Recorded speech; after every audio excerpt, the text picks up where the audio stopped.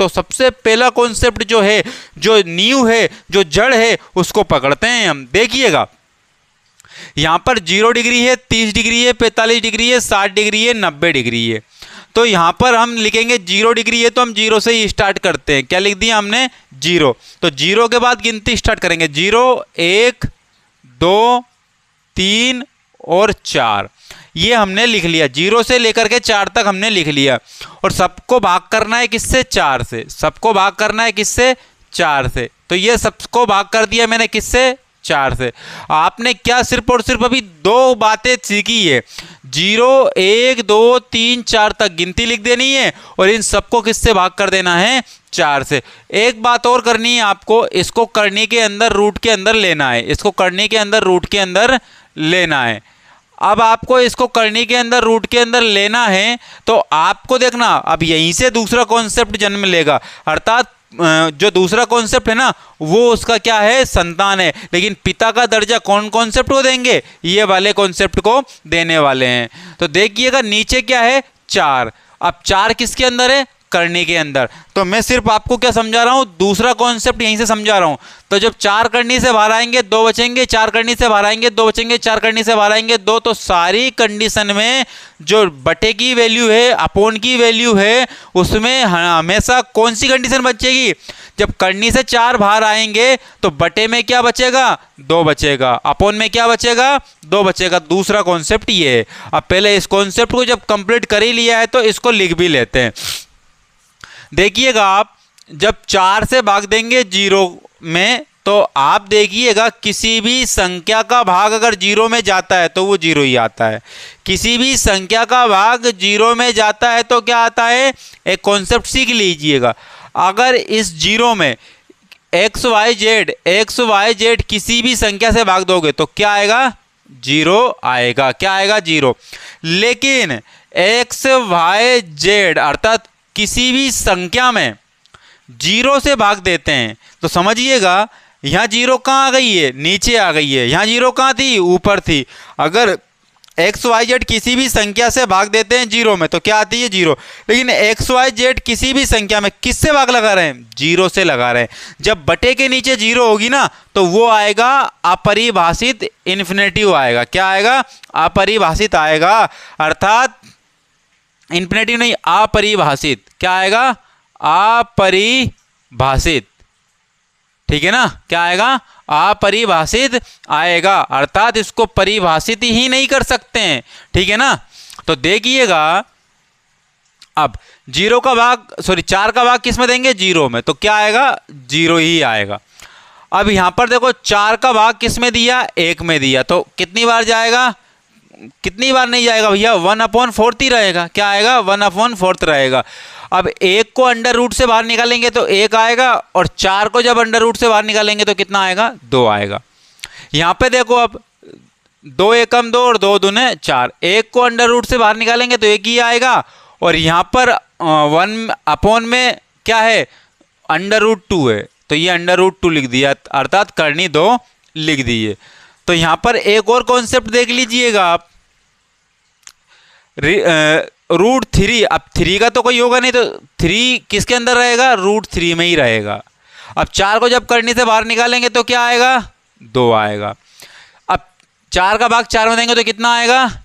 1 आएगा। और 1 को करनी से बाहर निकालेंगे तो क्या आएगा? 1 आएगा। तो आप मुझे बताओ कि ये साइन थीटा की वैल्यू आपने निकाल ली, साइन 0 की वैल्यू, साइन 30 की वैल्यू, साइन 45 की वैल्यू, साइन 60 की वैल्यू, साइन 90 की वैल्यू निकाल ली। अब ये साइन की वैल्यू निकाल ली ना आपने, अब सभी चीजें निकल जाएंगी। कोस, टेन, सेक, कोसेक सब निकल जाएगा। सब, कोई टेंशन लेने की जरूरत नहीं है। तो यहां पर मैं एक बात बोलने वाला हूं, जब ये कॉन्सेप्ट सीख लिया है तो दूसरे की आवश्यकता है क्या आपको? नहीं है दूसरे की आवश्यकता।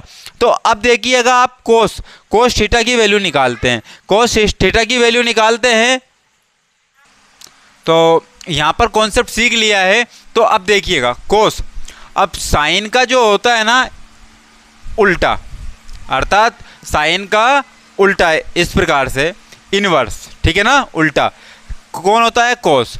तो जब है ना साइन का ऐसा होता है कौन? कोस। तो आप देखिएगा ये पूरी वैल्यू ऐसे लिख देंगे।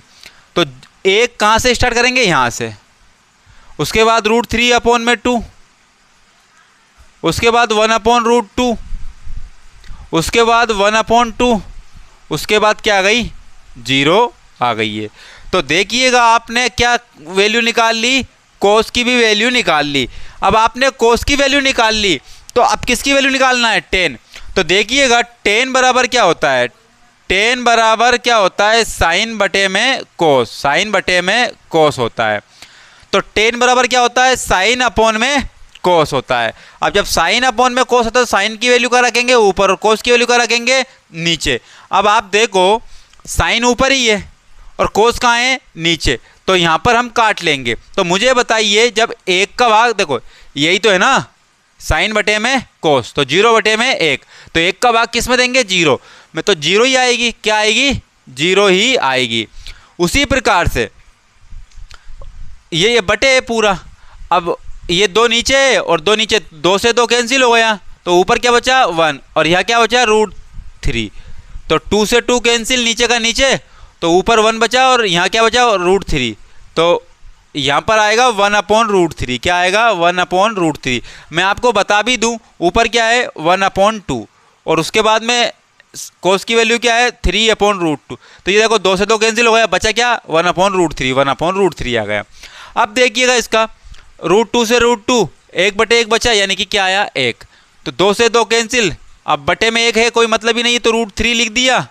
अब 1 में किसका भाग दे रहे हैं, 0 का भाग दे रहे हैं, तो नीचे 0 आ गई। अब 0 से भाग दे रहे हैं उस 1 में, किसी भी संख्या में किससे भाग दे रहे हैं, 0 से भाग दे रहे हैं, तो वो क्या होगा, अपरिभाषित, क्या होगा, अपरिभाषित होगा।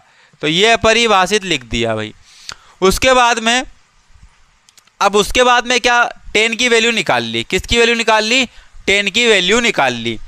अब हमें निकालना है किसकी वैल्यू, कोसेक की वैल्यू, किसकी वैल्यू निकालना है, कोसेक की वैल्यू निकालना है।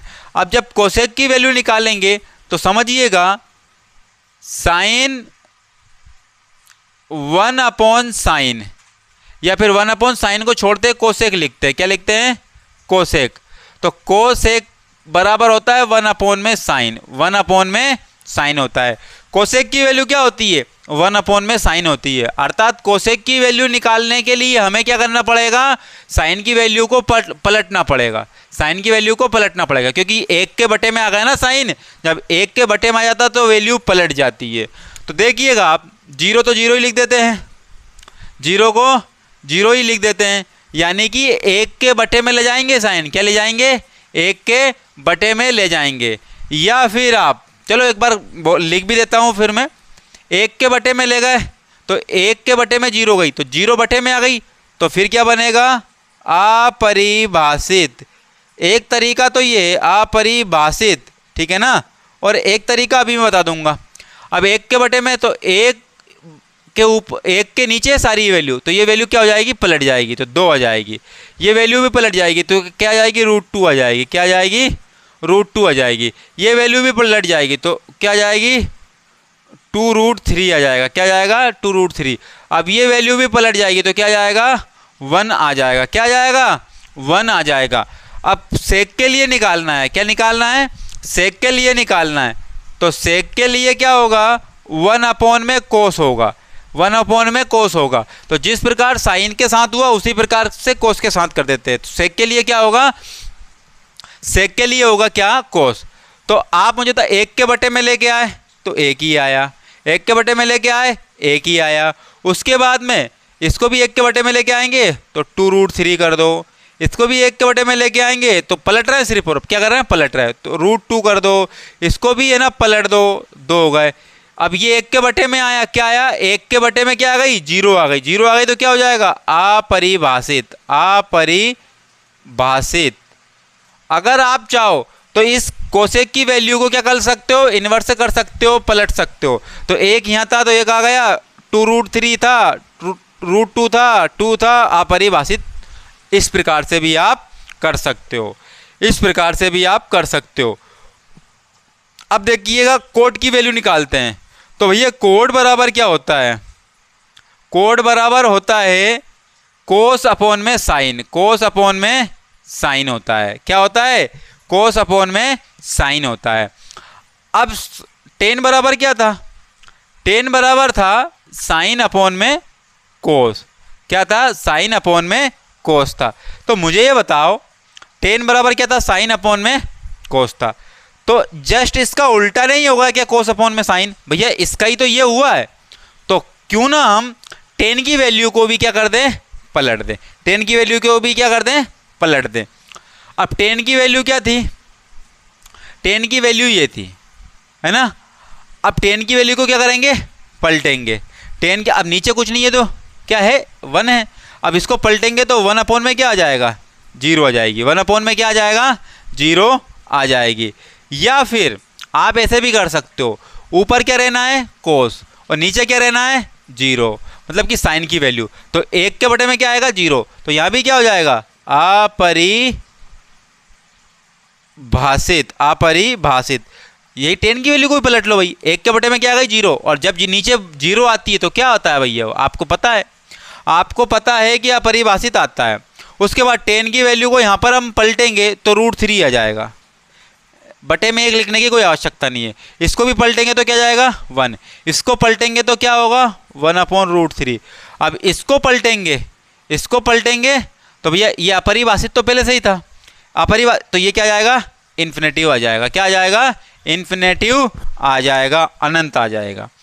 तो ये इस प्रकार से बनी ट्रिग्नोमेट्री टेबल। अगर इसमें भी कोई समस्या आती है तो मैं दूसरा तरीका बताऊंगा, पाम ट्रिक बताऊंगा, मैं हाथ से बनाने वाली ट्रिक बताऊंगा। अगर आपको ये समझ में नहीं आया तो आप मुझे बता दीजिएगा कि दूसरा कॉन्सेप्ट बताना है तो मैं हाथ वाली ट्रिक बताऊंगा आपको, ठीक है ना।